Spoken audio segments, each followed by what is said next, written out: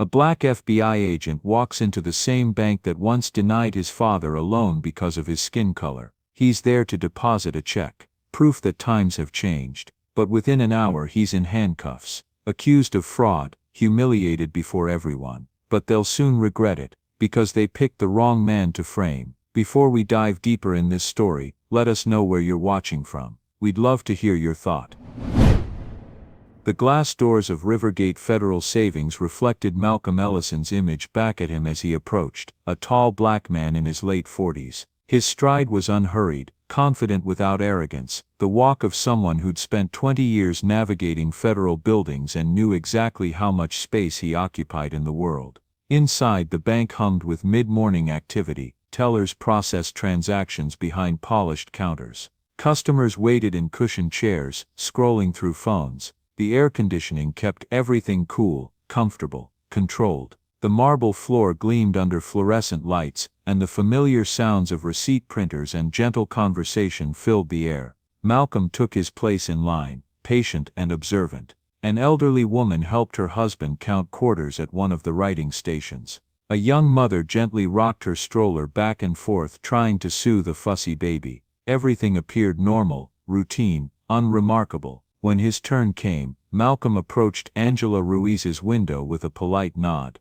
The young teller returned the greeting, though he noticed a flicker of uncertainty cross her face as he placed the envelope on the counter. "Good morning," Malcolm said, his voice carrying the calm authority of someone accustomed to being heard. "I'd like to make a deposit, please." Angela opened the envelope, her eyes widening slightly at the check amount, $370,000. She maintained her professional demeanor, but Malcolm caught the hesitation, the way her fingers paused on the keyboard as if the numbers themselves required verification. "This is quite a substantial amount," she said carefully, her training evident in the measured tone. "May I see your identification?" Malcolm produced his driver's license without hesitation, sliding it across the counter alongside his account information. He'd expected verification. Large deposits triggered protocols. That was standard banking practice, nothing personal about it. He'd opened this account specifically for this purpose 3 weeks ago, choosing Rivergate Federal deliberately despite, or perhaps because of its history. The same bank that had denied his father a home loan in 1983, the same institution where Thomas Ellison had stood in his Army uniform with discharge papers and Postal Service pay stubs, only to be told his application required additional review that never resulted in approval. Malcolm had kept his father's files, every rejection letter, every request for supplementary documentation,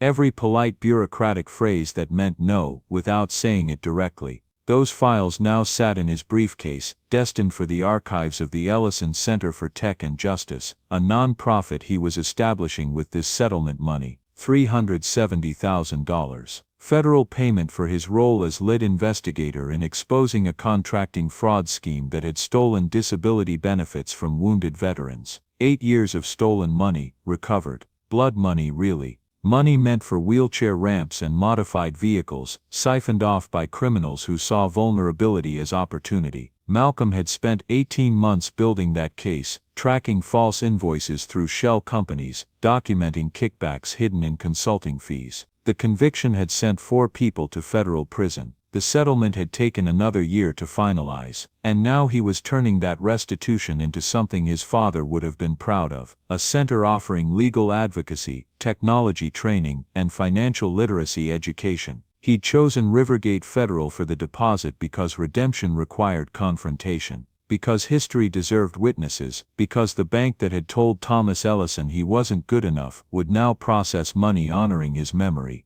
What Malcolm hadn't expected was the sharp click of heels approaching from behind the teller line, moving with purpose rather than routine supervision. Priscilla Knotts emerged from her office like a general inspecting troops. Her tailored charcoal suit was expensively cut, her jewelry subtle but unmistakably real, her posture radiating the kind of authority that came from years of wielding power in small kingdoms. She was perhaps 50, with blonde hair styled in a helmet of precision, makeup applied with the care of someone who understood that appearance was armor. The branch manager's expression remained neutral as she approached, but Malcolm caught the calculation in her eyes as she scanned him, his casual Tuesday clothes, his relaxed demeanor, his comfortable presence in a space where she clearly believed he required closer examination. "Good morning." Priscilla's smile was professional and cold, like a handshake from someone wearing gloves. "I'm the branch manager. Angela mentioned you're depositing a rather unusual amount today."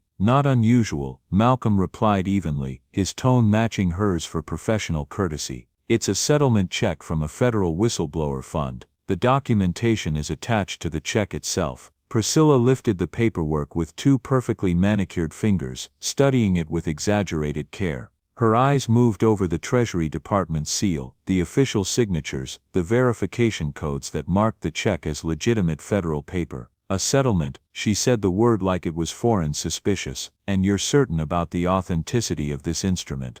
The way she said instrument instead of check felt deliberate, clinical, designed to create distance and doubt. Malcolm felt the familiar prickle of awareness that came when someone was playing a game he hadn't agreed to participate in. This wasn't his first encounter with Rivergate's particular brand of scrutiny. He'd experienced it twice before, once when opening the account 3 weeks ago, subjected to enhanced identity verification that white customers in line behind him never faced. Once more when making a test deposit of $5,000, questioned extensively about the source of funds in a way that felt less like security protocol and more like interrogation. Both times he documented everything. Names, times, specific questions asked, evidence of a pattern. "I'm certain," he said.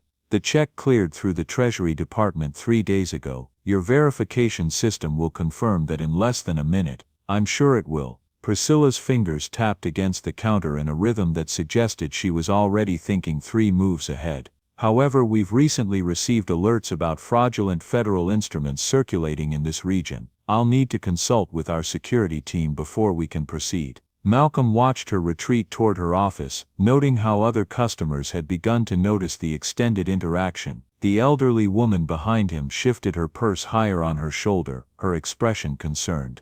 The young father, bouncing the fussy toddler, glanced over with mild curiosity that was shading toward unease. The minutes stretched. 5 became 10. Angela remained at her terminal, her discomfort visible in the way she refreshed her screen repeatedly, finding busy work to avoid meeting Malcolm's eyes. She knew something was wrong with this situation, but she was too junior, too uncertain to challenge her manager's authority. Through the glass partition separating the lobby from the administrative offices, Malcolm could see Priscilla on the phone. Her gestures were animated, her expression shifting from concern to something harder, more determined.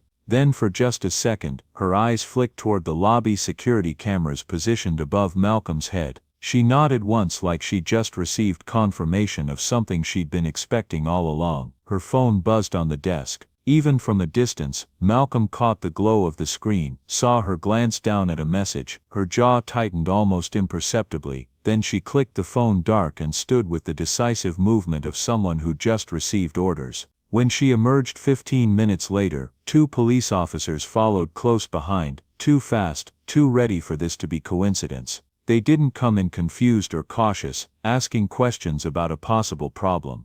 They came in rehearsed, coordinated, moving with the practiced choreography of men executing a plan they'd already discussed. The lobby's ambient noise seemed to dim as Officer James Dwyer and Officer Rick Harlan entered. Dwyer was the larger of the two, over 6 feet, with the thick build of someone who used his physical presence as a first line of intimidation. His uniform was crisp, his badge polished to a mirror shine, his gun positioned prominently on his hip where everyone could see it. He strutted more than walked, chest puffed out, chin raised at an angle that suggested he'd never met a situation he couldn't dominate through sheer authority. Harlan was leaner, maybe 5'10", with the wiry build of a long-distance runner and the cold eyes of someone who enjoyed the power his badge provided. His hand rested on his belt near his weapon, not quite touching it, but close enough to send a message. He chewed gum with his mouth slightly open, the motion aggressive and dismissive. Other customers stepped back instinctively, creating an invisible barrier around Malcolm.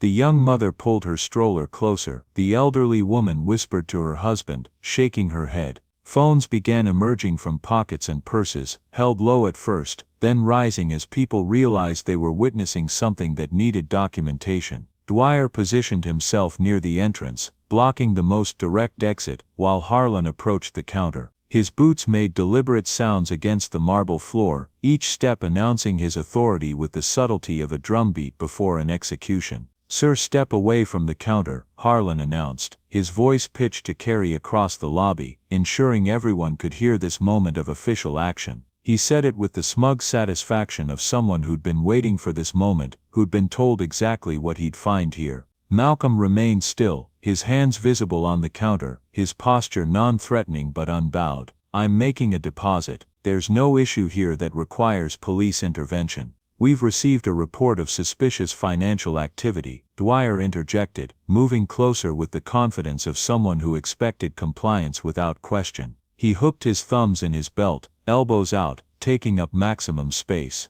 "We need to verify your identity and the source of these funds immediately." The word immediately came out like a threat, not a request. "I've provided identification to the teller," Malcolm said, his voice level but firm. "The check is legitimate, issued by the United States Treasury Department. You can contact them directly for verification if there's any question." Harlan's gum chewing intensified, his jaw working with exaggerated motion. "Step back from the counter, now." His hand moved closer to his weapon, a gesture that was pure theater, pure intimidation designed for the watching crowd. Malcolm complied, taking one step back, moving his hands away from the counter to his sides where they were clearly visible. Years of training guided his movements, never give them a reason, never provide justification for escalation. "I'm a federal agent with the FBI," he said calmly, maintaining eye contact with Harlan. "My credentials are in my wallet in my inside jacket pocket. If you'd allow me to retrieve them slowly, I can show you." "Nobody's reaching for anything," Dwyer cut him off sharply, his voice rising with artificial alarm, as if Malcolm had threatened rather than offered to cooperate. He stepped forward aggressively, closing the distance in a way designed to intimidate. "Turn around, hands behind your back, do it now." Harlan grinned, actually grinned, like this was exactly what he'd been hoping would happen. "Yeah, turn around, agent." He said the title like it was a punchline to a joke only he understood. "Officer, I'm complying with your instructions," Malcolm said, his voice carrying clearly across the lobby for all the recording phones. "But I need you to understand that I'm a supervisory special agent with the FBI's Office of Internal Affairs. The check I'm depositing is legitimate federal payment. This situation doesn't require," I said, "turn around." Harlan moved with sudden aggression, his hand grabbing Malcolm's shoulder and spinning him roughly toward the counter. His grip was deliberately painful, fingers digging in hard enough to leave marks. Dwyer smirked, rolling his shoulders like a boxer preparing for a fight. "Looks like resistance to me, Harlan." "You see resistance?" "Oh, I definitely see resistance," Harlan agreed, his voice loud enough for the gathering crowd. "Non-compliance with lawful orders." Malcolm turned as instructed, but the movement wasn't fast enough to satisfy Harlan's manufactured urgency. Before Malcolm could fully comply, before his hands could move to the position they'd demanded, Dwyer was behind him, wrenching Malcolm's arms backward with unnecessary force. The cold metal of handcuffs bit into Malcolm's wrists, clicked tight, too tight, deliberately so, sending sharp pains through his hands. The sound echoed through the suddenly silent lobby, punctuated only by gasps from watching customers and the click of camera phones capturing every moment. "These cuffs are too tight," Malcolm said clearly, his voice steady despite the pain radiating through his wrists. "I'm not resisting, there's no cause for excessive force." "Shut up," Harlan growled, his breath hot against Malcolm's ear, as he leaned in close, his gum-chewing mouth right beside Malcolm's face. "You'll talk when we tell you to talk. You understand me, agent?" Dwyer cranked the cuffs another notch tighter, purely for show, purely to assert dominance. "That's right, not so special now, are you?" An older man near the front doors, Malcolm recognized him as Mr. Hammond from the neighborhood, a Korean War veteran who still wore his VFW cap with pride, called out in a voice shaking with anger and disbelief. "That man just told you he's a federal agent. What in God's name are you doing to him?" "Sir, step back or you'll be charged with interfering with a police investigation," Dwyer warned, turning his attention briefly to Mr. Hammond with a look that promised consequences. He puffed his chest out even further, one hand moving to rest on his weapon in a gesture of pure intimidation. Malcolm felt the pressure of the cuffs intensifying as Dwyer cranked them another notch tighter, a petty cruelty that served no purpose beyond asserting dominance. His hands were already tingling, circulation being cut off. Badge numbers, Malcolm said quietly but clearly, ensuring the phones could capture his words. Officer Dwyer, badge number visible as 6722. Officer Harlan, badge 7894. Time is 10:17 a.m. I'm recording your names, your badge numbers, and noting that I've been handcuffed despite offering no resistance, and despite identifying myself as a federal law enforcement officer. Harlan's grin disappeared. He grabbed Malcolm's arm hard enough to bruise. You're not recording anything, he sneered, his face close enough that Malcolm could smell coffee and cigarettes on his breath. You're under arrest for attempted fraud, suspicion of identity theft, and he paused, his smile returning with vicious satisfaction, resisting lawful police orders. I haven't resisted anything, Malcolm said, his voice still level despite the anger building beneath his careful control. Every person in this lobby with a phone can verify that. Dwyer laughed, the sound harsh and mocking. We'll see what the judge believes, he said, grabbing Malcolm's other arm with unnecessary roughness. Funny how recordings can be incomplete, how they don't always show the full story, how sometimes the audio gets corrupted, or the footage gets lost. He leaned closer, his voice dropping. Happens all the time. As they marched him toward the exit, Harlan deliberately positioned himself where he could shove Malcolm's head down as if the ceiling height required it. Malcolm saw it coming, cataloged it as another violation, another piece of evidence. Watch your head, Harlan said with mock concern, his hand pressing hard against Malcolm's skull, forcing him into a position of submission that had nothing to do with safety and everything to do with humiliation. The pressure was intense, deliberate, designed to make Malcolm stumble. They paraded him through the lobby like a trophy, their grip on his arms tight enough to leave bruises, their pace just quick enough that Malcolm had to move faster than dignity would prefer. Dwyer walked on one side, his chest still puffed out, nodding at customers like he was accepting their approval.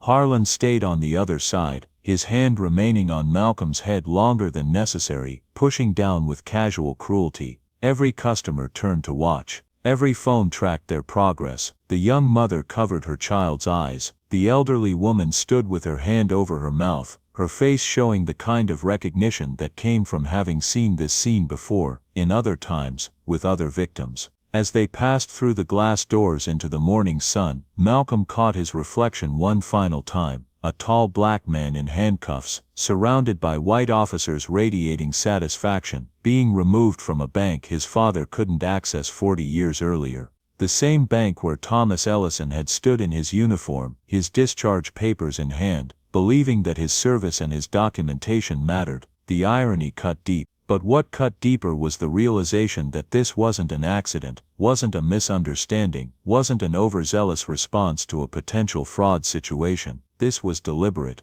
calculated, planned. Someone had made a phone call before those officers arrived. Someone had given them instructions. Someone had decided that Malcolm Ellison, federal agent, corruption investigator, son of a man this bank had denied 40 years ago, needed to be stopped, humiliated, removed before his check could be processed. The question was why, and the answer, Malcolm suspected, was waiting in evidence. He'd been too focused on symbolic redemption to notice immediately, but he would notice. He would document, he would investigate, because that $370,000 check wasn't just money, it was justice reclaimed from criminals who'd stolen from veterans. And if someone at Rivergate Federal was threatened by that particular source of funds, if someone had moved this quickly to stop the deposit, then perhaps the fraud he'd investigated wasn't as contained as the convictions suggested. Perhaps the trail led here, to this bank, to these people. The patrol car door slammed shut with a heavy thunk that seemed to emphasize the finality of his situation. Malcolm sat straight despite the uncomfortable cuffs, despite the pain in his wrists, despite the humiliation burning in his chest. Through the car window, he could see the bank's facade gleaming in the morning sun. Inside that building, his check sat on a counter, unprocessed. The money meant to honor his father's memory had instead triggered a trap, but traps only worked if you didn't see them coming. And now Malcolm saw everything. The Rivergate Police Department's booking area smelled of industrial cleaner and old coffee. Fluorescent lights hummed overhead, casting everything in harsh, unflattering brightness. Malcolm sat on a metal bench, his wrists still aching from the two tight handcuffs that had only been removed moments ago. Officer Reynolds, a desk sergeant whose tired eyes suggested he'd processed too many arrests to care about individual cases, guided Malcolm through fingerprinting with mechanical efficiency. Right thumb roll left to right, Reynolds intoned without inflection. Again. The ink stained Marcus's fingers black. Each press against the paper felt like a small violation, another layer of dignity stripped away. Through the glass partition separating the booking area from the bullpen, Malcolm could hear Dwyer and Harlan crafting their narrative. Subject displayed aggressive body language upon approach. Dwyer read aloud as he typed, his voice casual, almost bored. Refused to comply with verbal commands. Add furtive movements, Harlan suggested, grinning at his partner. That always plays well. Nice. What about combative attitude when asked for identification? Perfect. Don't forget non-compliant tone. That's classic. The laughter spread, not loud, but enough. Malcolm stood silent, ink staining his fingertips, dignity stripped one fingerprint at a time. The booking officer raised the camera. Smile for the record, he said flatly. The flash went off before Malcolm could react. Perfect, the officer muttered with mock cheer. The Bureau loves clean headshots, makes for good press when it's one of their own. Laughter rippled through the room, low, knowing, cruel in its politeness, the kind that didn't shout, just lingered long enough to sting. Malcolm said nothing, but in that silence, something inside him hardened, the way iron does when struck and cooled. Malcolm catalogued every word, every fabrication. He'd read thousands of reports like this during his career, recognized the template they were following. The language designed to justify excessive force, to transform victims into threats, to provide legal cover for violations of civil rights. A younger officer, Martinez according to his nameplate, shifted uncomfortably at his desk nearby. He looked up from his paperwork, uncertainty flickering across his face. Hey Harlan, Martinez ventured cautiously, shouldn't we at least verify his verify what? Harlan cut him off with a laugh. Get this, the guy actually claimed he works for the FBI. These scammers get more creative every time. Martinez frowned, but dropped his eyes back to his desk, unwilling to challenge his senior officer further. Malcolm noted the hesitation, filed it away as potential evidence of a department culture that discouraged questioning authority. I need to make my phone call, Malcolm stated clearly, his voice carrying through the glass. That's my right under the law. When we're done processing you, Harlan barely glanced up. It's my constitutional right. I should have been allowed to call immediately upon arrest. Harlan laughed, finally turning to face Marcus. You got a lot of nerve talking about rights after trying to pass bad checks. The property clerk, a thin woman named Diane, began cataloging Marcus's belongings with methodical precision. One wallet containing identification, one envelope containing check for. She paused, squinting at the amount. $370,000. Her eyebrows rose as she opened the envelope more fully. Something slipped out, a small paper strip that fluttered to the floor like a falling leaf. The slip showed routing numbers he recognized, the same pattern that had surfaced in his bureau's fraud reports months earlier. That's when it hit him. The check hadn't just triggered suspicion by accident, he'd walked straight into their system, and they'd panicked. Marcus's breath caught. He recognized the format instantly. A bank ledger slip, the kind used internally to track large transactions between accounts. But these numbers, the sequence and formatting, matched patterns he'd been investigating for months, as part of a task force targeting veteran charity fraud. The slip showed routing information between Rivergate Federal and something called Veterans First Fund, a supposed non-profit that had appeared repeatedly in his investigation. Same font, same prefix code, same suspicious transfer patterns that suggested money laundering through shell organizations. His mind raced, connecting dots with the speed of someone trained to see patterns others missed. Could Rivergate Federal be more than just a bank with discriminatory practices? Could it be actively facilitating the fraud ring he'd been tracking? He forced his expression to remain neutral even as the implications crashed over him like a wave. This wasn't just about racial profiling. This was about corruption, systematic theft from programs meant to help veterans, money flowing through seemingly legitimate channels into private pockets. The booking room door swung open with sudden force. Assistant District Attorney Trent Marbury strode in, his expensive suit at odds with the institutional surroundings. Everything about him projected calculated confidence, from his perfectly knotted tie to his practiced smile. Marcus's jaw tightened. He knew Marbury by reputation and recent history. The man who'd buried evidence in the Thompson police brutality case last year, claiming insufficient cause for prosecution despite clear video footage. The prosecutor who specialized in making inconvenient cases disappear. "Where's our high-profile check fraud suspect?" Marbury announced, scanning the room with theatrical interest. His eyes landed on Malcolm and his smile widened. "Ah, there you are." He approached the booking desk, making a show of examining the property forms. "Quite an ambitious amount you tried to pass today. 370,000? That's bold. But don't worry. We take financial crimes very seriously in this jurisdiction." Malcolm met his gaze steadily, noting how Marbury's confidence seemed to falter slightly when faced with direct eye contact that didn't waver or look away. "We'll make sure this doesn't just disappear," Marbury continued, his voice carrying for the benefit of watching officers. "Can't have people thinking they can walk into our banks and biggest mistake of your career." Malcolm interrupted quietly, his voice cutting through Marbury's speech with surgical precision. Every eye in the room locked onto his face. The typing stopped. Even the ambient sounds of the station seemed to pause.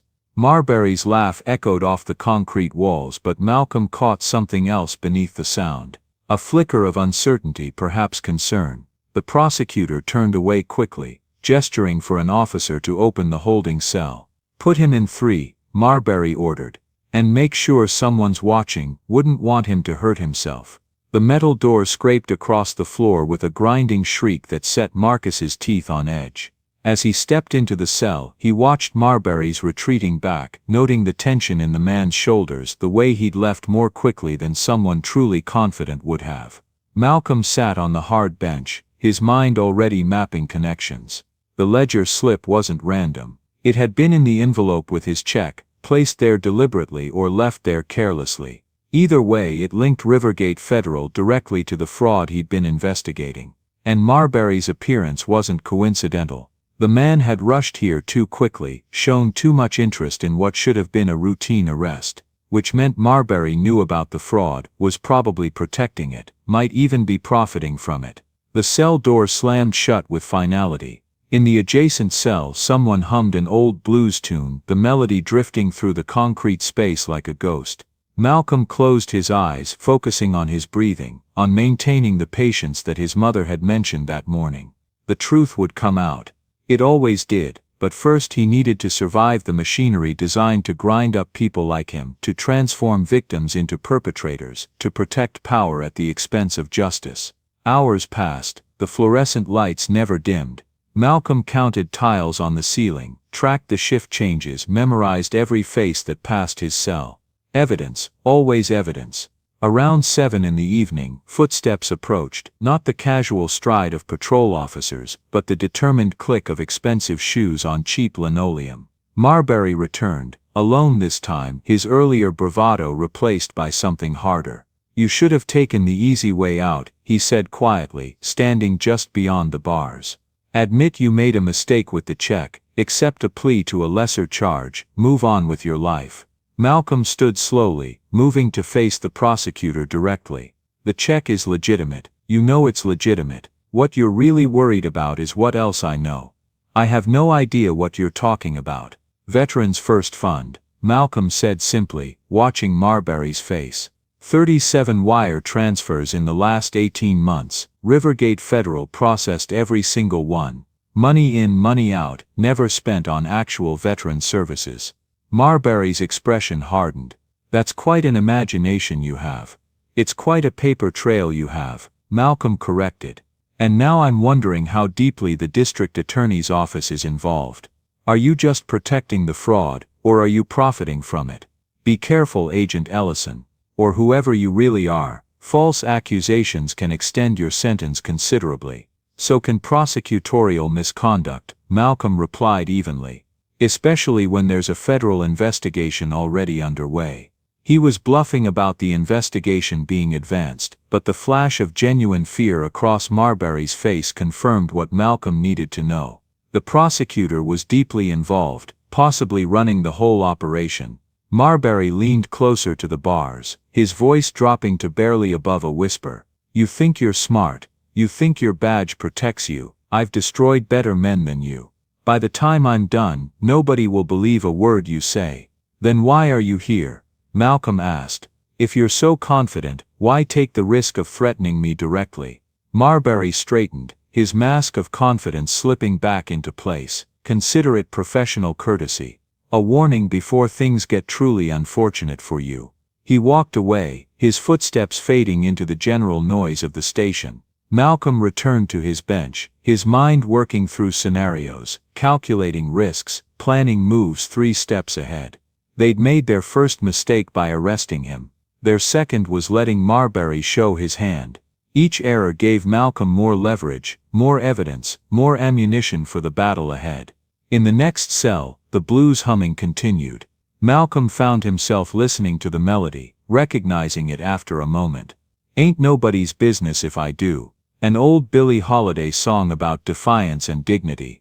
Appropriate, he thought, allowing himself a small smile in the darkness. The humming from the next cell faded into silence. Malcolm closed his eyes and waited for the sound of footsteps, for the door, for anything. Hours bled together until morning crept through the narrow window. Malcolm wasn't free, not really. Hours later, after a long interrogation and a phone call to his attorney, Malcolm finally walked out of the precinct, wrists sore but head high. The city air hit him like cold truth, heavy, but freeing. They called it a release pending review, but it felt more like a leash. He'd signed 3 forms, surrendered his service weapon, and been warned not to contact anyone in the bureau. Stay quiet, Marbury had said. Let the process work. The process, he'd seen what that meant for people like his father. So instead he went home, to the only battlefield he trusted, his mother's kitchen. Geneva Ellison's kitchen had hosted countless family gatherings over 4 decades, but tonight it served as a war room. The round oak table that had seen birthday celebrations and Sunday dinners now held laptops, legal pads, and scattered documents illuminated by the pendant light hanging overhead. Malcolm sat with a cup of coffee he wasn't drinking, his mother moving between the stove and table with practiced ease. The smell of her vegetable soup filled the small space, a comfort that felt both familiar and impossibly distant given the circumstances. The screen door creaked as Avery Cho, Marcus's longtime partner in the bureau, stepped inside, her arms laden with technology and files. Dark circles under her eyes told the story. She hadn't slept since receiving Marcus's call 12 hours earlier. I pulled everything, Avery announced, spreading folders across the table. Transaction records, routing numbers, corporate registrations. The whole digital footprint of that settlement check and the bank that processed it. Pastor Elijah Monroe arrived moments later, his tall frame filling the doorway. Unlike his usual Sunday presence, tonight he wore jeans and a plain shirt, his silver hair catching the kitchen light. His congregation at First Baptist had been fighting Rivergate's discriminatory practices for years, documenting case after case of denied loans and enhanced verification requirements applied selectively. Tell me what you need, Elijah said, settling into a chair. The community is ready to act. We've just been waiting for the right moment. Geneva set bowls of soup in front of them, her movements deliberate, unhurried despite the urgency humming beneath the surface. First we eat, can't fight injustice on empty stomachs. They ate quickly but gratefully, the warm food grounding them in physical reality before diving into the abstract complexity of financial fraud and systemic corruption. Avery opened her laptop, pulling up transaction records. The check is completely legitimate. Issued by the Treasury Department, cleared through 3 separate federal verification systems. Those officers had no legitimate reason to flag it. Because it wasn't about the check, Malcolm said quietly, it was about control, about showing me my place. Your father's place, Geneva corrected, her voice sharp with memory. They did the same thing to him in '83, different excuse, same message. Pastor Elijah leaned forward, his reading glasses perched on his nose. I've already contacted civil rights reporters. This needs documentation beyond social media. We need established journalists asking hard questions. We need more than that, Malcolm said, standing to pace the small kitchen. We need to connect my arrest to the larger pattern. The fraud investigation, Marbury's involvement, Rivergate's role as a hub for money laundering. Avery's fingers flew across her keyboard. I've been tracking the Veterans First Fund transfers, every third Friday for 18 months like clockwork. Amounts just under $10,000 each time, deliberately staying below federal reporting thresholds. Structuring, Malcolm identified immediately. Classic money laundering technique. Exactly. And look where the money goes. Avery turned her screen so everyone could see. 6 different nonprofits, all registered within the last 3 years, all claiming to support veteran programs. But their tax filings show zero actual expenditure on services. Malcolm studied the names: Veterans United Progress, Heroes Home Foundation, Service Members First Alliance. Each one designed to sound legitimate, to evoke patriotism and sacrifice. Shell companies, Pastor Elijah said, his voice heavy with disgust, using veterans as cover while stealing from programs meant to help them. Who signs the paperwork? Geneva asked, moving to stand behind Marcus, reading over his shoulder. Avery highlighted a name that appeared repeatedly across multiple registrations. Priscilla Knotts, the bank manager who called the police on Marcus. The room fell silent as the implications settled over them. She's not just enabling the fraud, Malcolm said slowly, his investigative mind piecing together the puzzle. She's actively facilitating it. Which means she's either being paid well, or she's being coerced. Avery finished pulling up additional records. Her husband Michael Knotts is a disabled veteran. He receives medical support through a private foundation that covers treatments not approved by VA.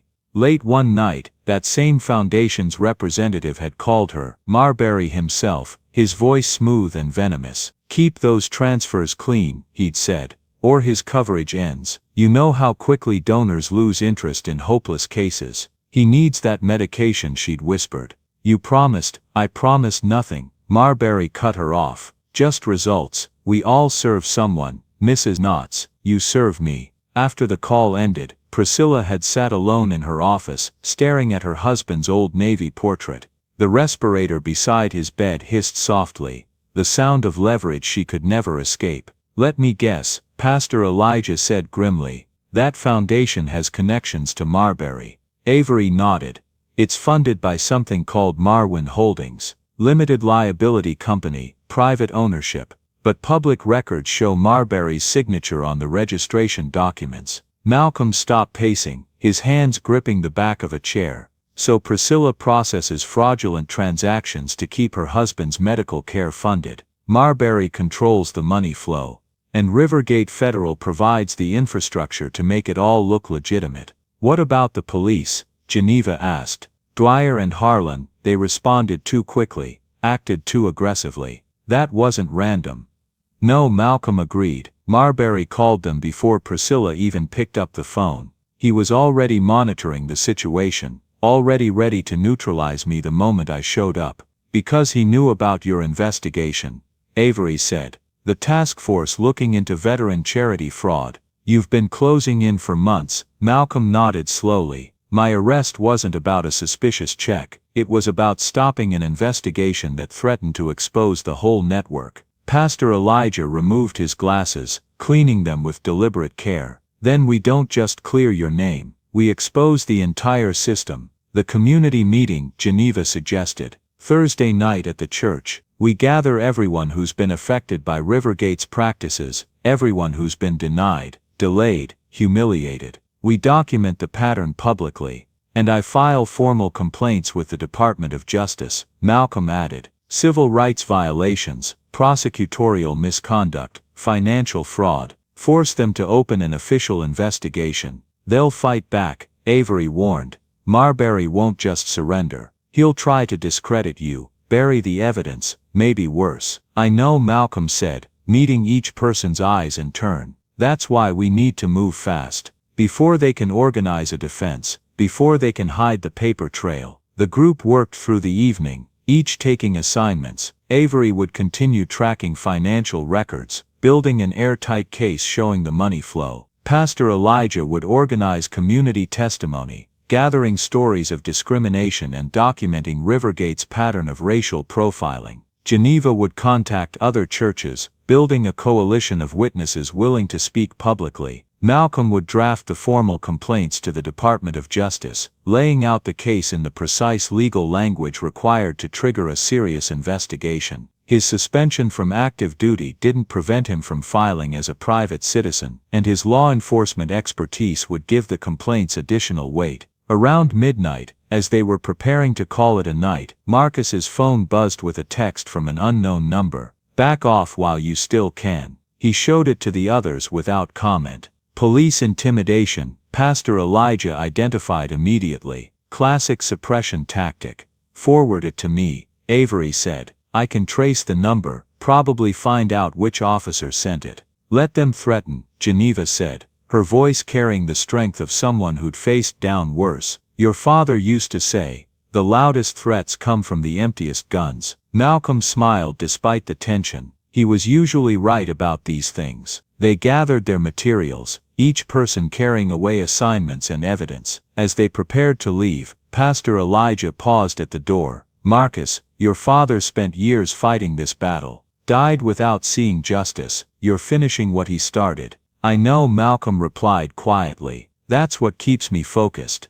After they left, Malcolm and Geneva remained in the kitchen. His mother poured fresh coffee, settling back into her chair with the ease of someone who understood that real battles required patience. "Are you afraid?" she asked simply. Malcolm considered the question honestly. "Afraid of them? No. Afraid of failing? Yes." "Then you're exactly where you need to be," Geneva said. "Fear of failure drives action. Fear of opponents breeds paralysis." She reached across the table, taking his hand. "Your daddy taught you to fight smart, not just hard. You've got his courage and more patience than he ever had. That combination is what they won't see coming." Malcolm squeezed her hand gently. "I learned patience from you, Mama. Daddy taught me to recognize injustice. You taught me to outlast it." They sat together as the kitchen clock ticked toward 1 in the morning, 2 generations united by a fight that had spanned decades. Outside, the neighborhood slept, but inside that small kitchen, plans continued taking shape, evidence continued being gathered,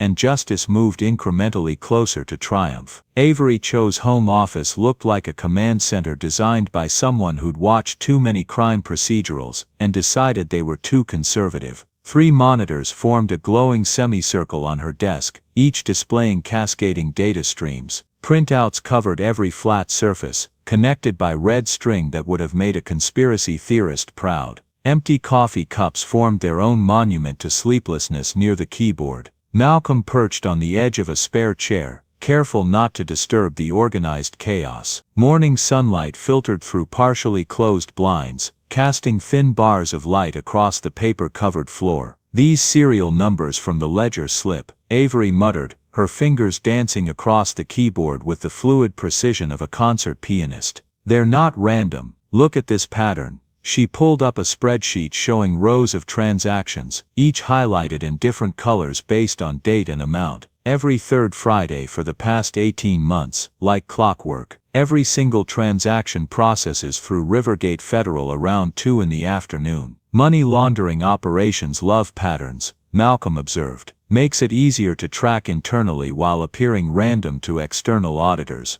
"Smart, but not smart enough." Avery clicked through to another screen. "Because I've tracked where these transfers go, and it gets beautiful in its corruption." She scrolled through a list of organizations: Veterans United Progress, Heroes Home Foundation, Service Members First Alliance, Freedom Warriors Support, Patriot Care Initiative, Defenders Assistance Network. 6 nonprofits, Malcolm counted, all veteran-focused, all registered within a 3-year window, all listing the same address. Avery pulled up a street view photograph showing a strip mall office suite with dark windows and a for-lease sign, barely visible behind overgrown shrubs. 0 employees, 0 physical presence, 0 actual programs, shell companies, Malcolm confirmed. But elegant ones. Who's going to question organizations claiming to help veterans? Exactly, the perfect cover. Avery clicked to tax records. And look at these filings. Each organization reports receiving community development grants from Rivergate Federal. Perfectly legal bank to non-profit transfers for community benefit. Except the community never sees a dollar.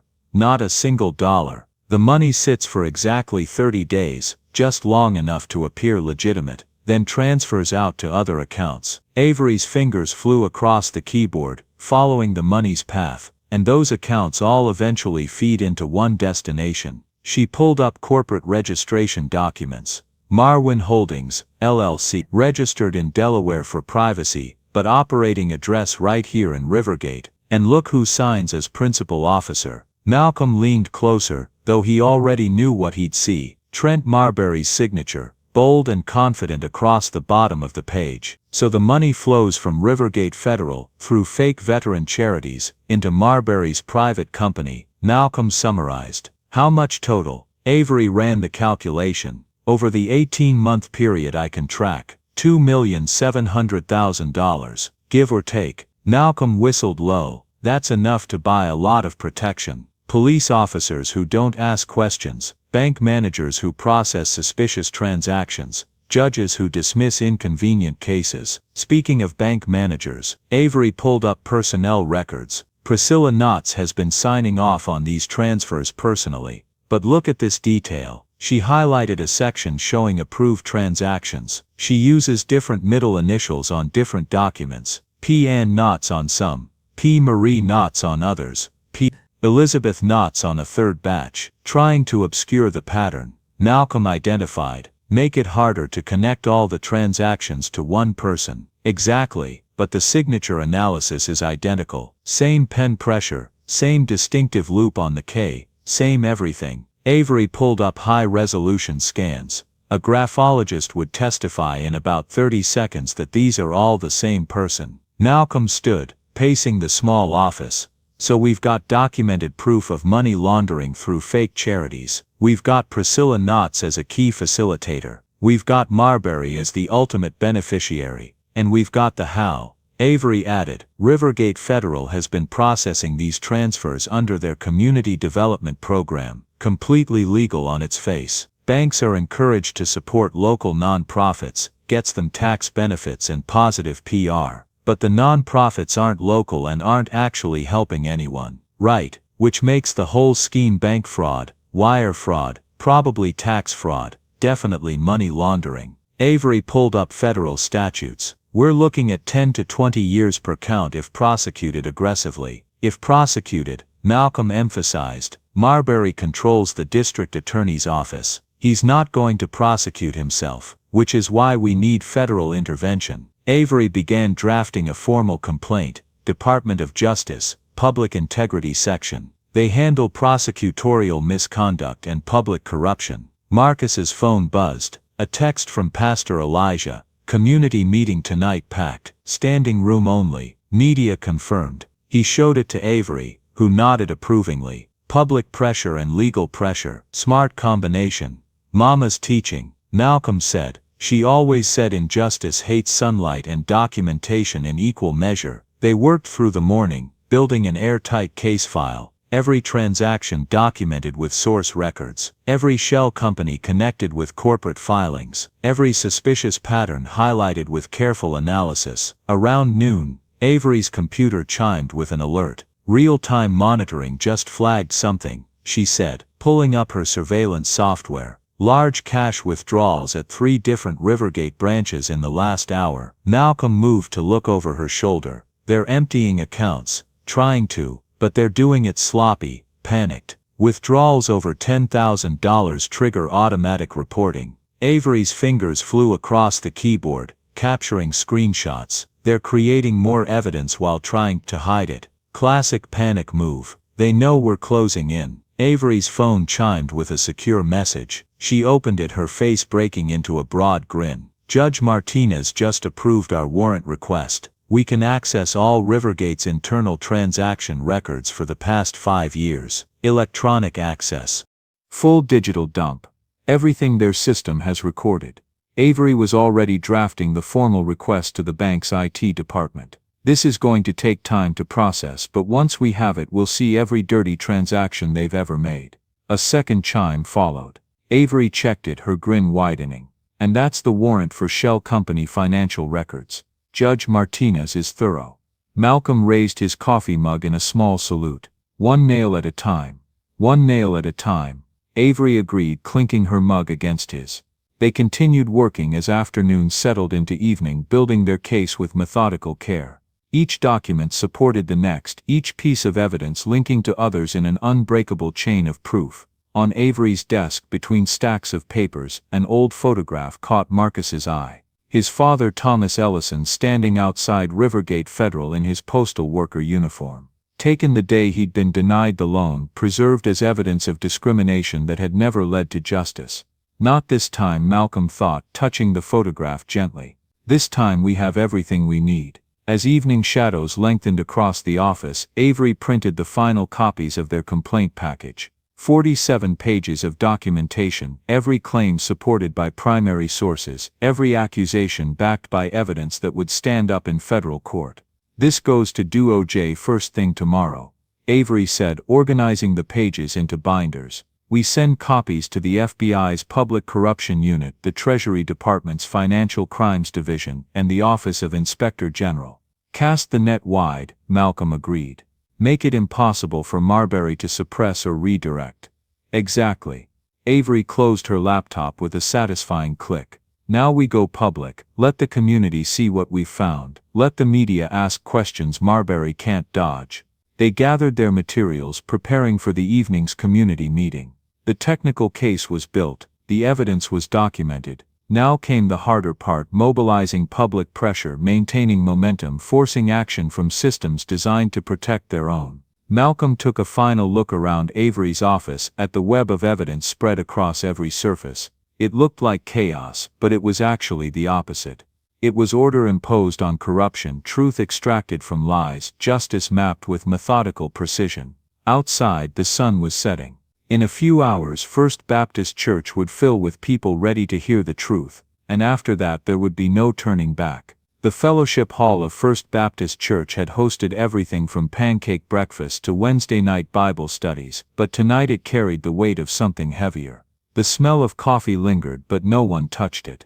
Rows of metal chairs faced a makeshift podium where Pastor Elijah Monroe stood, one hand resting on his worn Bible. The crowd packed every inch, retirees in pressed Sunday suits, young mothers still in their scrubs from hospital shifts, teens leaning against the walls with folded arms. The air vibrated with indignation, confusion, and disbelief. Malcolm stood near the back, pressed against the wall beside the door. He could feel their eyes finding him one by one, whispers crawling like smoke through the room. Some nodded to him in quiet support. Others couldn't quite meet his gaze. The video, the one where he looked like a furious man threatening a young teller, had gone viral in less than 12 hours. Edited, twisted, designed to humiliate. On stage, Pastor Elijah spoke into the hum of murmurs. We are gathered here tonight not to gossip, not to despair, but to remember who we are. A man's reputation can be stolen, but his character belongs to God. From the front row, Mr. Hammond gripped his cane and nodded slowly. That man served this country, he said loud enough for a few to hear. Now the country's treating him like a criminal.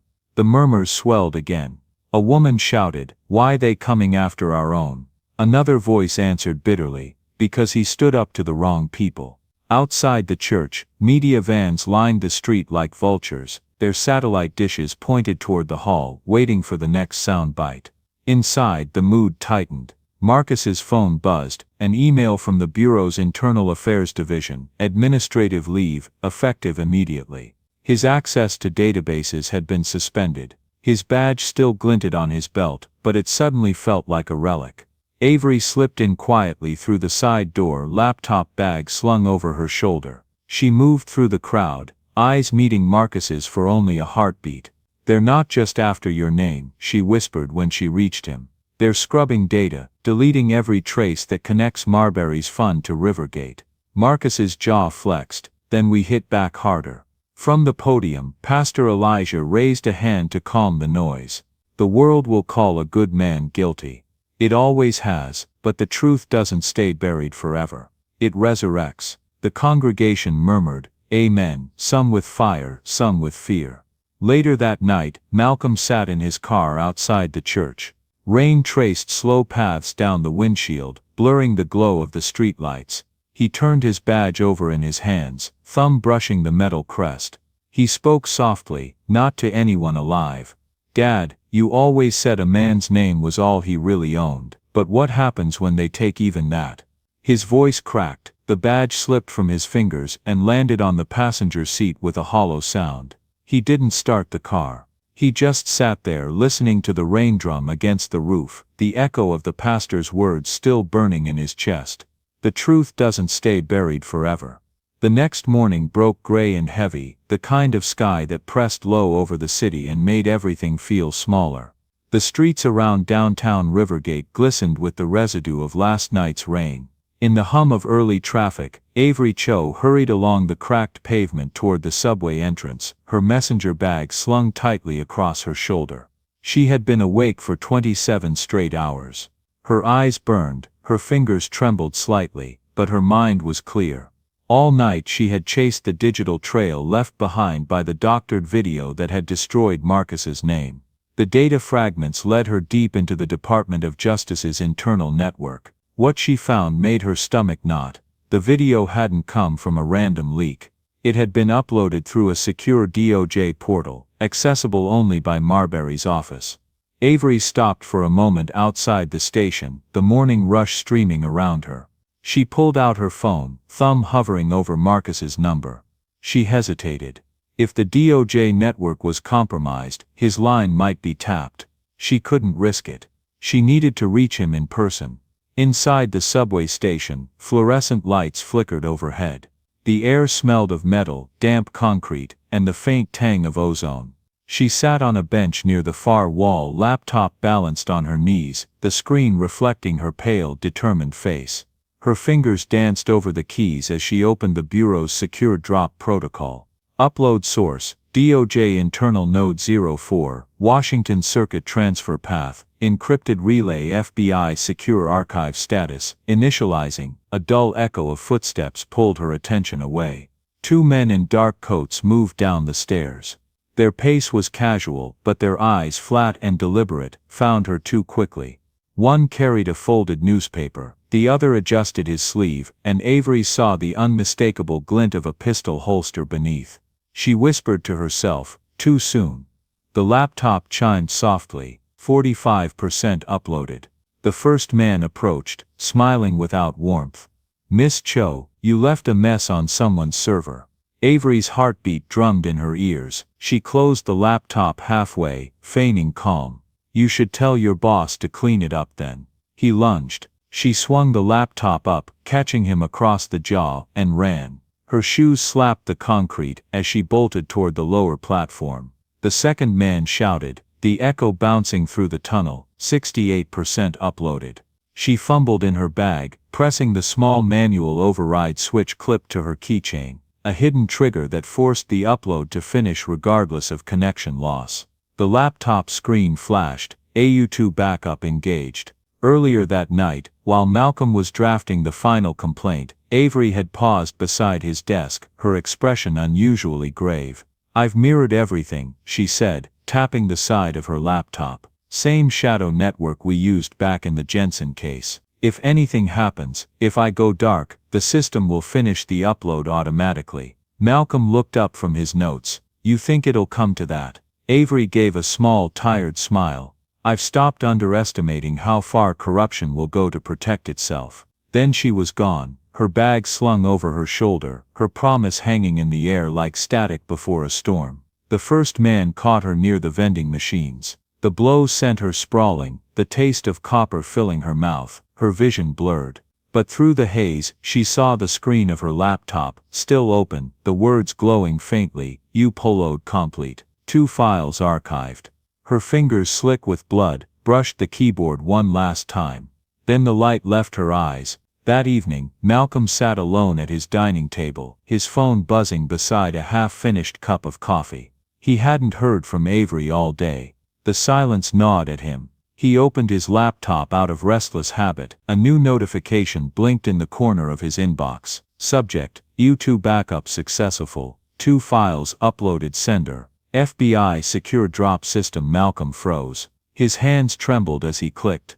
2 encrypted files appeared, time-stamped only an hour earlier. No message, no signature, just data and silence. For a long moment, he didn't move. The hum of the refrigerator filled the kitchen, the sound sharp in the quiet. Then his eyes blurred. He pressed a hand to his mouth, as if holding something back, a sound, a prayer, maybe both. He could still hear her voice. If anything happens. His chest tightened. The air felt heavier, like the room itself was mourning. God, you didn't have to prove how brave you were, he whispered. The words broke halfway through. He leaned forward, elbows on the table, and covered his face with both hands. A single tear hit the wooden surface before he wiped it away with the back of his wrist, quick, almost angry. When he finally looked up, his voice was rough but steady. You got the truth out, Avery. You got it out. He sat there for a long time, the cursor blinking on the screen like a pulse that refused to die. The hum of the refrigerator became the only sound in the house, steady and indifferent. He remembered the way she used to tap her pen against the desk when she thought, a rhythm that filled every long night they spent chasing ghosts in files. Now the rhythm was gone. Malcolm lowered his head, pressing his palms together. You deserved better, he whispered. But I'll finish what you started. Outside, thunder rolled again over Rivergate, low and distant, like the slow drumbeat of justice beginning to stir. He sat there a while longer, the glow of the laptop screen washing over him. Malcolm had spent the rest of the night forwarding Avery's files through encrypted bureau relays, 1 copy to the DOJ Public Integrity Unit, another to a friendly senator's office. He knew they'd read it fast once the story went public. Outside, thunder rolled again over Rivergate, low and distant, like the slow drumbeat of justice beginning to stir. The night settled over Rivergate like a bruise, dark, silent, and slow to fade. Inside Geneva Ellison's modest brick house, the lights were dim. The rhythmic ticking of the old mantel clock was the only sound. Malcolm sat at the kitchen table, a half-drunk cup of coffee cooling in his hands, the same mug his father used to drink from before dawn patrols decades ago. The house smelled faintly of lemon polish, and the stew his mother had made, but never touched. Geneva stood at the sink, rinsing a dish she'd already washed 3 times. You haven't eaten, she said quietly. Not hungry. You need strength for a fight, son. Even David had to eat before facing Goliath. Malcolm tried to smile but couldn't hold it. His reflection in the kitchen window looked older than he remembered, harder, heavier. A soft knock came at the front door, 3 times, slow, deliberate. Geneva froze. Marcus's instincts sharpened immediately. He rose, setting the mug down without a sound. Stay here, he murmured.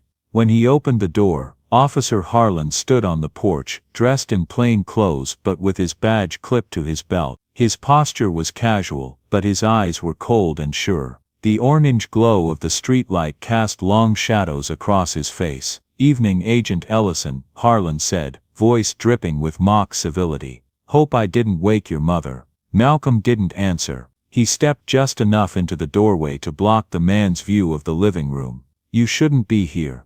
Just checking in. Harlan smiled thinly. You're stirring up a lot of noise for a man on administrative leave. He took a slow step closer. You poked your nose into something you shouldn't have, and the people you're poking. He paused, lowering his voice. They don't play fair, Marcus. Men like you, and your mama, you end up getting caught in the crossfire. Marcus's jaw tightened, his voice dropped to a low growl. If I burn Harlan, I'll make sure I take your whole damn system with me. For a moment neither man moved. The hum of a cicada outside filled the silence. Harlan's smirk twitched, his confidence faltering just slightly. Then he turned toward the steps, the wood creaking under his boots. Be smart, Agent. Some fights ain't worth the body count. The door closed with a hard click. Malcolm leaned against it, breathing through his teeth. His pulse thudded in his ears. Geneva's voice came from behind him, soft but firm. Son, don't let anger turn you into what they already think you are. Malcolm turned toward her. The lamp above the table lit the fine lines on her face, the same eyes that had watched his father go to war and come home broken but unbowed. I'm not angry, Mama, he said finally, his voice barely above a whisper. I'm awake. He sat back down, picking up his badge from the table, turning it slowly between his fingers. Outside, a car engine started and faded into the night. Geneva came to stand behind him, resting her hand gently on his shoulder. The Lord doesn't need you to be their judge, Marcus, just their witness. Then I'll witness the whole truth, he said quietly, even if it kills me. The old mantel clock ticked on. Somewhere beyond the thin walls of the house, the city slept uneasily, its sins stirring in the dark, knowing the man they'd tried to bury was still standing. The morning of the march broke clear and bright, sunlight spilling across Rivergate Square like a promise kept. By 9 o'clock, the streets were already alive with sound and purpose. Church groups carried handmade signs painted with verses from Micah and Isaiah, their words bold in black paint. Do justice, love mercy, walk humbly. Retired veterans in pressed uniforms stood shoulder to shoulder with college students holding banners that read truth is patriotism and justice for Ellison. The air itself seemed to hum, alive with chants that rose and fell like waves, the echo of hymns carried between the brick buildings that had watched decades of change. From the courthouse steps, Malcolm stood and watched, quiet but unshaken. He wore a plain navy suit, the same one from his father's funeral, his badge pinned discreetly beneath his lapel. He wasn't there as an agent anymore. He was there as a man reclaiming his name, his dignity, and everything that had been taken from him. Pastor Elijah Monroe stood behind a portable podium, his voice carried by a single crackling microphone that somehow felt stronger than any sound system. This isn't a riot, he said, voice rich and resonant, the cadence of a man born to preach. This isn't revenge, this is resurrection. The truth that was buried is rising today. A ripple of applause spread through the crowd, then a wave of cheers. News crews turned their cameras toward the podium, and even the sun seemed to shine brighter as if it too wanted to bear witness. Local stations, national outlets, and hundreds of phones streamed live, capturing a movement that had started as a man's humiliation and become a city's redemption. Malcolm felt someone approach beside him. It was Mr. Hammond, leaning on his cane, the brim of his old VFW cap pulled low over his eyes. The lines in his face told a lifetime story, battles fought overseas and at home, victories and disappointments endured with quiet grace. You remember what I told you, son? He asked, his voice gravelly but steady. A man's worth ain't proven in comfort, it's proven in the fire. Malcolm nodded, his gaze steady on the crowd. Then I guess it's time. He said it softly, not to boast, but as one accepts the inevitable. Down near the outer edge of the crowd, two uniformed officers moved with deliberate calm, Harlan and Dwyer. They pretended to direct traffic, but their radios stayed silent. They weren't there for peacekeeping. They were there for him. Malcolm felt his instincts prickle, that sixth sense honed by years in the bureau. He caught the faint metallic glint of a sealed envelope in Dwyer's gloved hand. He had seen that look before, the kind of look men wore when they were about to do something they knew they couldn't undo. A cameraman from Channel 7 News, unaware of the tension unfolding, swung his lens in their direction to capture some filler footage for the broadcast. What he caught instead was the beginning of the end. Pastor Elijah's voice rose above the noise again, calling for a moment of prayer. The chanting quieted, heads bowed. In that brief hush, the sound of footsteps approached. Harlan drifted closer, his boots crunching against the gravel, his expression unreadable. He leaned close enough for Malcolm to hear his whisper. You didn't listen, Ellison, he murmured. Some fights end in the dirt. Malcolm didn't flinch. Then you better hope you're standing somewhere higher. His tone was low, steady, the kind of voice that came from a man who had already lost everything fear could take. Dwyer moved fast, too fast. He bent toward Marcus's briefcase, trying to slip the envelope inside. But as he did, his elbow caught the corner of the podium. The envelope tumbled to the ground, hitting the pavement with a soft slap before bursting open. Dozens of papers scattered, catching the wind. Red stamped words stared up at everyone who saw them. District Attorney Evidence Control. The square erupted, not with shouts, but with gasps. The cameraman instinctively zoomed in. Pastor Elijah froze mid-prayer. Harlan's face went pale. For a moment, time itself held its breath. Then, from somewhere near the courthouse steps, a voice rang out, firm, commanding, cutting clean through the confusion. Federal jurisdiction. Officers, step away from Agent Ellison, now. From the north side of the square, a line of agents in suits surged forward, badges raised, voices sharp with authority. Officer Harlan, Officer Dwyer, their leader shouted, "You are under arrest for obstruction of justice and evidence tampering." The crowd broke into murmurs that turned to cheers as the two officers were disarmed and handcuffed in full view of the cameras. The hymn that had paused moments earlier began again, soft, unplanned, trembling like the first crack of dawn after a storm.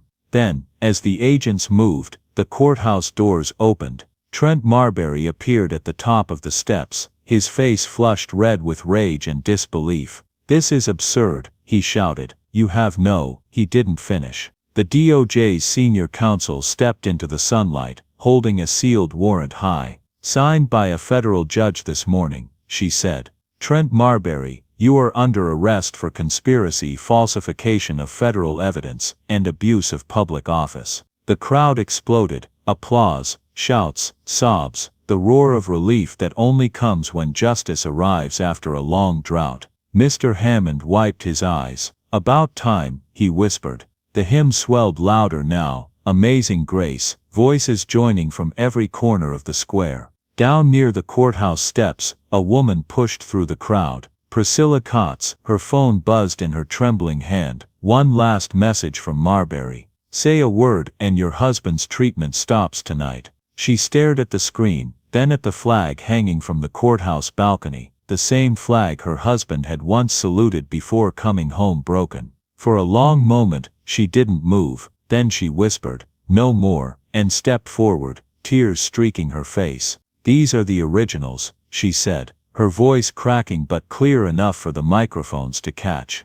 "Everything. The transfers, the accounts. I can't stay silent anymore." She handed it to the DOJ agent, then turned toward Marcus. "I'm sorry," she whispered, "for all of it." Malcolm didn't speak, he only nodded, not out of anger or forgiveness, but acknowledgement. The truth was finally free, and that was enough. Pastor Elijah raised his hands again, voice ringing through the square. "Let this be known," he cried, "that justice delayed is not justice denied."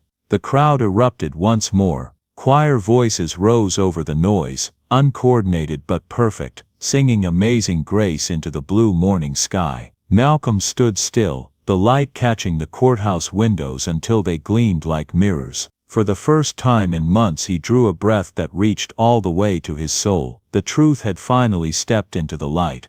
That evening, as the sun dipped behind the courthouse dome, Rivergate Square emptied slowly, yet the echo of the hymns lingered in the air like an unfinished promise waiting to be fulfilled. 3 months later, the same courthouse steps gleamed beneath banners of white and gold. The Rivergate Federal Savings Building was gone, reborn as the Ellison Center for Tech and Justice. Its stone walls had been scrubbed clean. The metal bars once covering its windows had been removed. Inside, folding chairs filled the lobby, now transformed into a temporary auditorium.